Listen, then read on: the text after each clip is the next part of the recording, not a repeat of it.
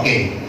Lanjut 2 Petrus 2 ayat 1 sampai 22 tentang guru-guru palsu yang tidak benar. Ini yang kita bahas selanjutnya. Mari kita perhatikan. Yuk kita masuk ke sini.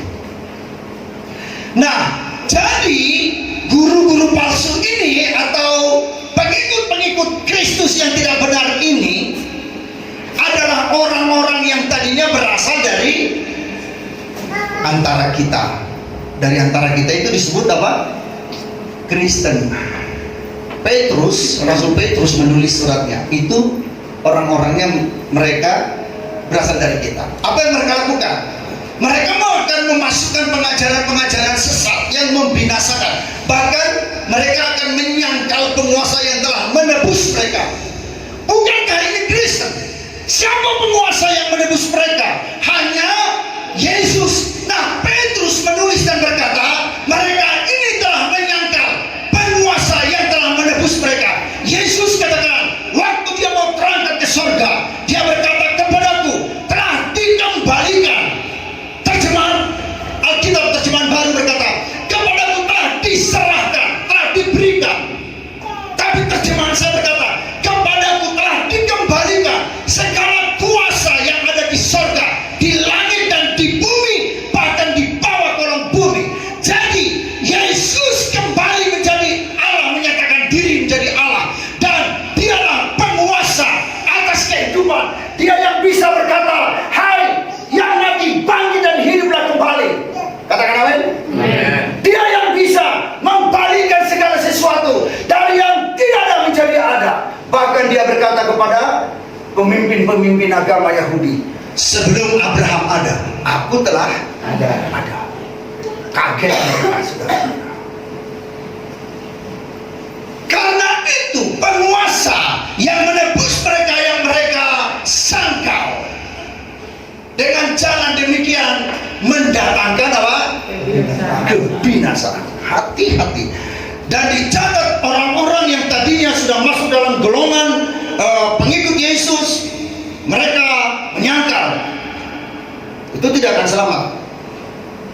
Pelayan yang bersama melayani dengan Petrus mengundurkan diri, murid-murid mengundurkan diri, teman Paulus mengundurkan diri. Paulus katakan dia telah memilih dunia ini, bagi dia lebih baik dunia ini daripada Yesus. Saudara, kebinasaan berbahaya. Ayat yang kedua, pengikutnya dikuasai hawa nafsu. Itu merusak kita. Akibatnya apa? Kebenaran akan dihujat. Orang gak peduli kebenaran, orang gak peduli istri, orang gak peduli anak-anak, orang gak peduli tentang hidup dan masa depan yang baik. Yesus memberi kita rancangan dan kehidupan masa depan yang baik, tapi dosa telah membuat kebenaran dihujat. Kristen yang seperti ini, saudara, jangan ada di antara kita. Itu Kristen abal-abal. Sorry ya. Ayat yang ketiga, saking serakahnya guru-guru palsu itu, ini orang-orang yang tahu tentang kebenaran akan berusaha mencari untung dari kamu dengan cerita-cerita isapan jempol. Kamu akan menang, kamu akan maju, kamu akan berkembang dengan aplikasi yang kuberikan kepadamu. Banyak orang ahli-ahli di bidang apa? Internet dan aplikasi, mereka berkata tidak akan mungkin kamu menang.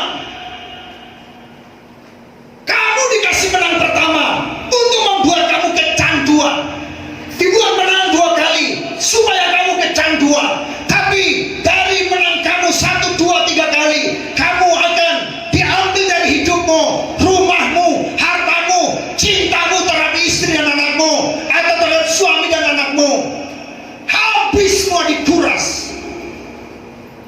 Dan itu jebakan setan. Hati-hati. Saya lanjutkan, saudara. Jika ini tidak kita pegang, tidak hati-hati di sini. Kita lihat ayat 4 sampai 14 dari kitab Petrus tadi. Dia memberi contoh kehidupan masa Nuh, Sodom dan Gomora. Nah, minggu lalu ini sudah kita bahas ya. Ini mengerikan sekali. Jika kita tidak mau lagi peduli tentang kisah ini, aduh ngeri. Bahkan kehidupan Lot di Sodom dan Gomora ini akhirnya endingnya mengerikan sekali. Nah, hidup kita ini harus kita jaga.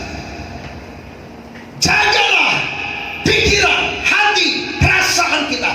Jagalah hidupmu, jaga penampilanmu, jaga harga dirimu. Saya selalu berlutut hingga kepala saya ke bawah dan berkata, Tuhan, tolong kehormatan kami. Tuhan, tolong nama baik kami. Tuhan, tolong harga diri kami. Berulang-ulang, berpuluh-puluh kali saya ucapkan dan saya katakan, tolong. Jika bukan Engkau yang menolong, kami bisa hancur berantakan. Badai taufan datang merusak kita, mengganggu kita. Jangan pernah biarkan iblis masuk ke rumah. Jangan pernah biarkan iblis masuk di gadget. Jangan pernah biarkan iblis ada di handphone. Karena dia tawarkan diri. Sengaja tawar-tawarkan diri. Lalu kita buka apa? Ya udah ada gambar-gambar yang benar, ada video-video yang benar. Delete aja semua. Blacklist semua. Jangan pernah coba lihat. Kekristenan kita rusak gara-gara setan masuk. Saudara, karena itu Yesus datang bagi kita untuk menyempurnakan hidup kita, membersihkan kita dari dosa dan maut, membasuh dengan darah yang kudus, darahnya yang mahal, supaya kita tidak menerima dosa lagi. Nah, karena itu kehidupan kefasikan yang terjadi, hawa nafsu yang menguasai, penuh kejahatan, tipu muslihat, tidak berakal budi, tidak ada belas kasihan, ayat 6 sampai 8 memberitahu kepada kita, jika bukan Roh Kudus dengan firman Allah yang hidup pada kita, maka kita akan rusak. Petrus berkata, Petrus emang hanya ngomong begitu? Enggak, dia diurapi dengan oleh Roh Kudus untuk mengucapkan dan menuliskan itu. Lalu kita lihat, tetapi mereka itu sama dengan hewan yang tidak berakal. Itu Petrus 2 ayat 12. Hewan yang tidak sama, mereka sama siapa ini? Manusia atau hewan? Manusia sama. Tapi bukan manusia kita dong. Manusia, mereka itu Kristen yang abal-abal itu sama dengan hewan yang tidak berakal, sama dengan binatang yang hanya dilahirkan untuk ditangkap, dimusnahkan. Apakah saudara begitu?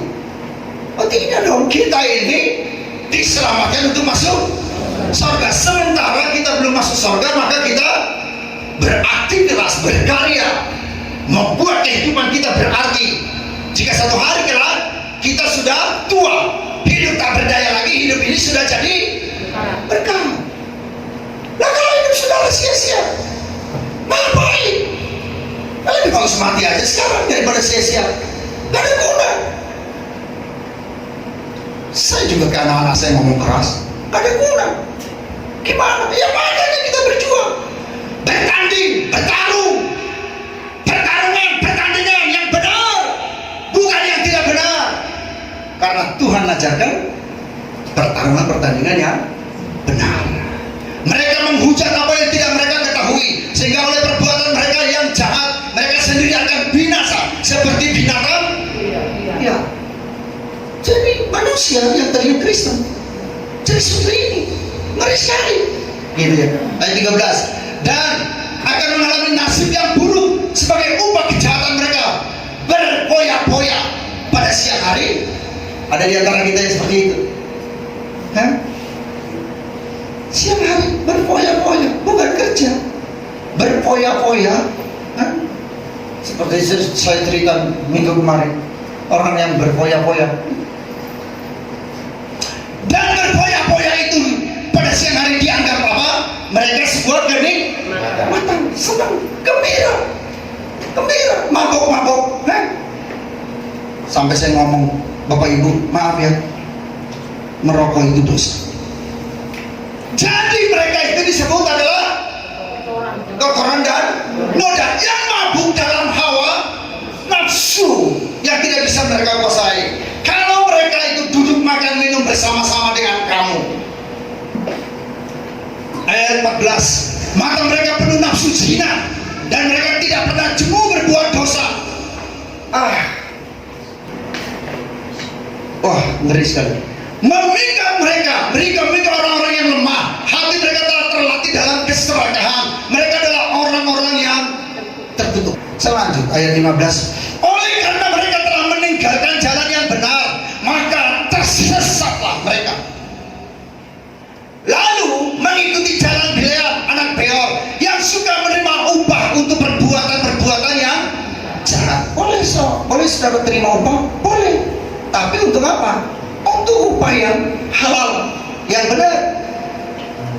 Tetapi Bileam beroleh peringatan keras untuk kejahatannya, sebab keledai beban yang bisu berbicara dengan suara manusia dan mencegah kebebanan nabi itu. Ikuti. Nah, guru-guru palsu itu adalah seperti mata air yang kering, seperti kabut yang dihalaukan taufan. Bagi mereka telah tersedia tempat dalam kegelapan yang paling dahsyat. Ini Kristen gitu. Lanjut. Sebab mereka mengucapkan kata-kata yang congkak dan hampa. Saya ingin beritahu garis bawahi tentang congkak dan hampa itu, saudara. Jadi kalau orang congkak itu dimanapun dia tetap congkak, tapi orang rendah hati dimanapun dia tetap rendah hati. Mereka menjanjikan kemerdekaan pada orang lain, padahal mereka sendiri adalah hamba-hamba kebinasaan. Karena siapa yang dikalahkan orang, ia adalah hamba orang itu. Artinya apa?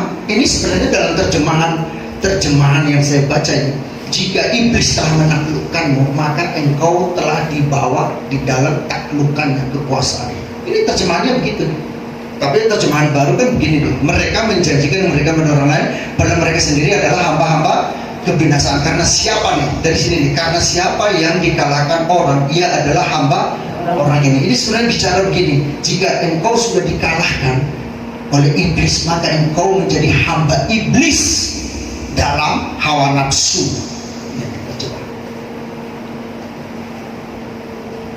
Nah, karena itu diperingatkan dengan keras sekali, sebab jika mereka oleh pengenalan akan Tuhan dan Juru Selamat kita Yesus Kristus telah melepaskan diri dari kecemaran-kecemaran dunia, tetapi terlibat lagi di dalamnya. Sudah pernah dibaptis? Sudah bertobat seperti 3 minggu lalu? Kita semua mengaku ulangi lagi bertobat, tapi terlibat lagi di dalamnya. Maka akhirnya keadaan mereka lebih buruk pada yang semula. Roh jahatnya itu halus merusak engkau lebih dalam lagi. Maka saya bilang, kalau dia belum bertobat dijadikan jadi hamba Tuhan, makin hancur, makin rusak. Baca bersama 2-3. Karena itu bagi mereka adalah lebih baik jika mereka tidak pernah mengenal jalan kebenaran daripada mengenalnya, tetapi kemudian berbalik dari perintah kudus yang disampaikan kepada mereka. Coba